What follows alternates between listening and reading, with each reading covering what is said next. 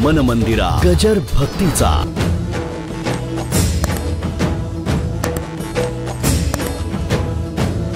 मला सांगा, इथे हजारोनी समाज आहे. समजा समजा की तुमचा जावई रोज एका वेश्येकडे जातो.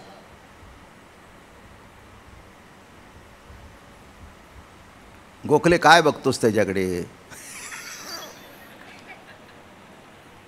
अरे ही दुकानदारी अनादिकालपासून आहे, आजची नाही. स्वर्गापासून ही दुकानं मांडली, त्यात आश्चर्य काय? त्याच्यात आश्चर्य काय? दुकानदारी जुनी आहे, ही पुराणकालीन आहे. तसं नाथांचा जावई एका गणेकडेकडे जाऊ लागला. आता काय आश्चर्य आहे बघा. बरे कीर्तनामध्ये रंगलेले, हे काय काय त्या जावयाच्या मागे जात आहेत का? पण एक दिवस मुलगी घरी आली, आईच्या खांद्यावर डोकं ठेवून मिठी मारून हंबरडा फोडला. आई, माझ्या संसाराचं वाटोळं झालं. अरे म्हटले काय झालं? अगं म्हणले ते रोज त्या कोलाटणीच्या पालावर जातात. बरं म्हणले, बघू बघू. संध्याकाळी आले नाथ बाबा कीर्तनाहून, जेवायला बसले. काय गिरजाबाई, कसं काय? छान चाललंय म्हणले, पण जरा समाजाकडे लक्ष देता, जरा घरात सुद्धा लक्ष असावं. नाही म्हणले, काय आत्तापर्यंत नड पडलीच नाही. तुम्ही इतकं सुंदर बघताना आम्ही मध्ये लुडबुड करावी का? बायको जर चांगला संसार बघत असेल तर नवऱ्याने बिलकुल लुडबुड करू नये.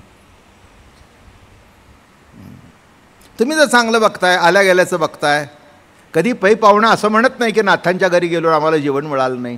तुम्ही सगळं चांगलं बघताय. अहो ते ठीक आहे हो, मी ते म्हणत नाही. मुलीबद्दल बोलते. काय झालं? अहो म्हणाले, जावई कोलाटणीच्या पाला असा आहे.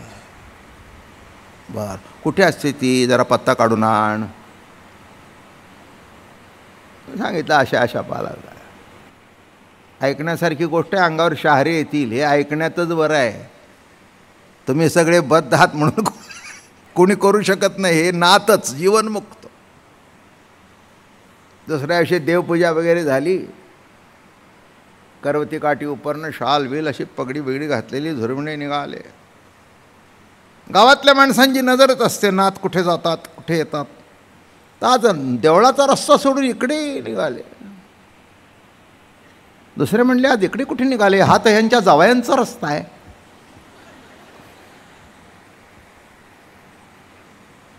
इकडे कुठे निघाले? ते म्हणले, वामन पंडित तुम्हाला कळत नाही कुणाची बुद्धी केव्हा फिरेल.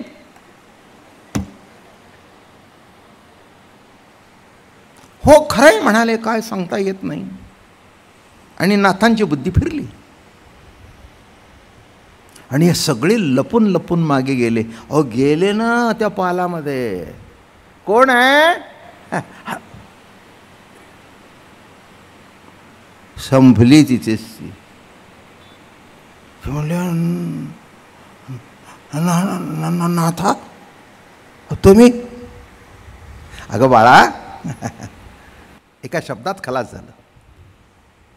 पाठीवर हात ठेवला. अगं बाळा, मी ऐकलं तुझा आवाज फार गोड आहे, फार सुंदर गातेस, म्हणून मलाही वाटलं असं काही ठरलंय का तुझं गाणे अमक्याने ऐकवून मी ऐकू नाही.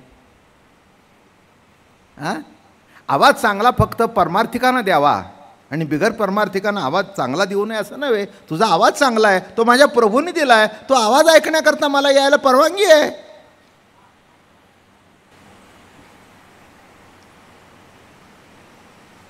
बसले.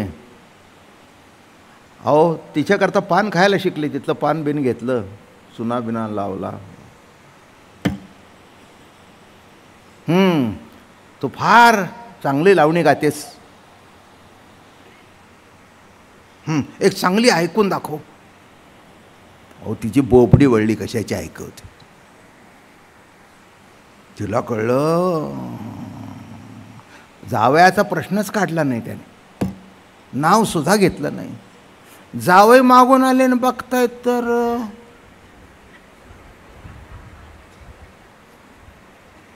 आजूबाजूला टावळ होते. वा म्हणले, तुमच्या अगोदरच एक गिराईक गेले पुढे, जावा जावा म्हटले, तुमच्या अगोदरच गेले. अरे अच्छी कशी, मला सोडून? पण मला सोडून कोणाला धरले हे कळल्यानंतर यांची बोबडी वळली अक्षरशः. खलास, बाहेरच्या बाहेर निघून गेले तिकडचे परस्पर. मग वा वा वा वा वा, हा बार. मग बसले अर्धा पाऊण. उद्या येतो.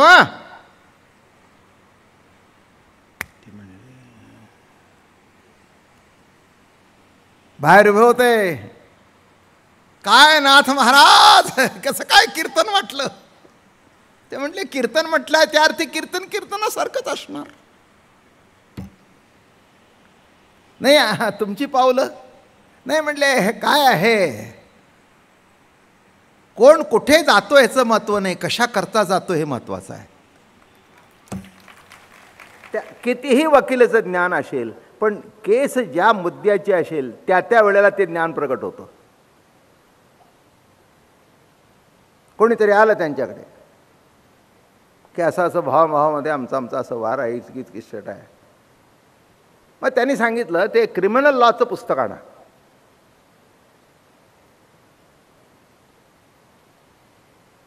काय खून करण? ते म्हणले, अहो मी त्याच्याबद्दल बोलत नाही, आमचा सिव्हिल आहे. माझं बोलणं कळलं का? सिव्हिल दाव्यामध्ये सिव्हिल लॉ तोच पाहिजे, क्रिमिनल भाग निराळा आहे. आणि खून केला आणि तो जर म्हणला तुमच्या भावाच्या वाटणीचं काय, ते म्हणेल त्या वकिलांच्याकडे जाऊ नका, काही खरं नाही. मग नीट लक्षात घ्या, अव्यक्त ज्ञान आहे. त्या त्या वेळेला जसा जसा हशील येतो तसं तसं त्याला कायदा सुचतो, तसं तसं दृष्टांत आठवतात. माझं बोलणं कळलं का? ते सुप्त असतं. मग एखादी एक अवघड केस येते, मग तो म्हणतो, बघा आता हे केस म्हणजे फार अवघड आहे, पण I take it is a challenge. काय, माझ्या ज्ञानाला सुद्धा आव्हान आहे, म्हणजे माझ्यात जे ज्ञान साठवून आहे त्याला व्यक्त होण्याला कुठेतरी ही अवसर आहे.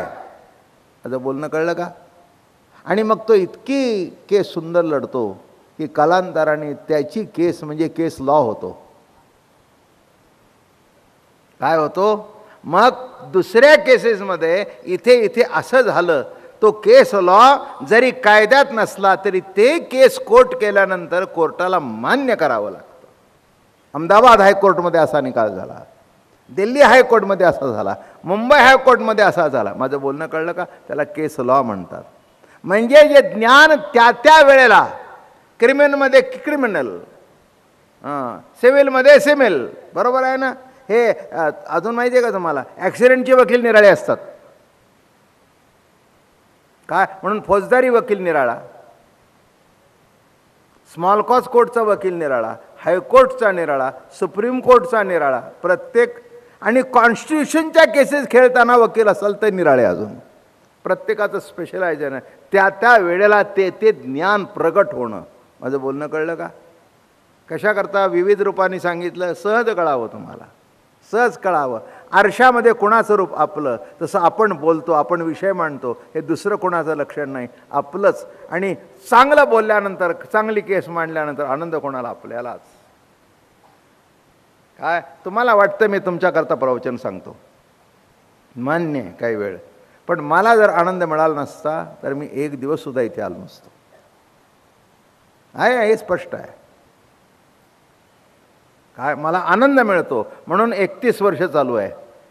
आनंद नसता मिळाला तर एकदाही आलो नसतो. काय बळजबरी आहे काय? नाही का? आणि त्यांनाही मिळतो म्हणून ते बोलवत आहेत, तुम्हालाही मिळतो म्हणून तुम्ही येत आहे, मलाही मिळतोय. माझं बोलणं कळलं का? हे सगळं आनंदाचं कुटुंब आहे. मला सांगून मिळतो, तुम्हाला ऐकून मिळतो, त्यांना कार्यक्रमाचं आयोजन करून मिळतो. माझं बोलणं कळलं का? कशाचं कुटुंब आहे? आनंदाचं कुटुंब आहे. आनंदाच नव्हे या 30 दिवसामध्ये आपण आपला अमृतानुभव घेत असतो. आपल्यामध्ये जे सुप्त अमृत तत्व आहे बरं का. ते आरशात बघून जसं आपण आनंद घेतो तसं प्रवचनाच्या माध्यमातून माझ्यातून प्रगट होऊन मला आनंद, तुम्हाला ऐकून आनंद, असा हा दृश्यद्रष्टा दर्शन एकच आहे. देखताची आपण्या ते आलिया निदेची हात स्वप्नाईसे ते निहाळ नाही. जैसे एकलाची पुरुष स्वप्नी कुज झाला बहु असं तोची ए परी आपणा असी आपण जे देखले ऐसे भाविजे तरी आपण्या असी देखिजे का निदेले ठाई दुजे संचरले नाही. झोपला असताना त्याला आपलं रूप दिसतं, झोपलेलं आहे आणि स्वप्न पडतं. स्वप्नामध्ये कोण दिसतं? आपणच आपल्याला दिसतो, बरोबर आहे ना. मग स्वप्नामध्ये आपण आपल्याला दिसतो म्हणजे काही दोन झालो नाही. कसं ओवी आहे बघा.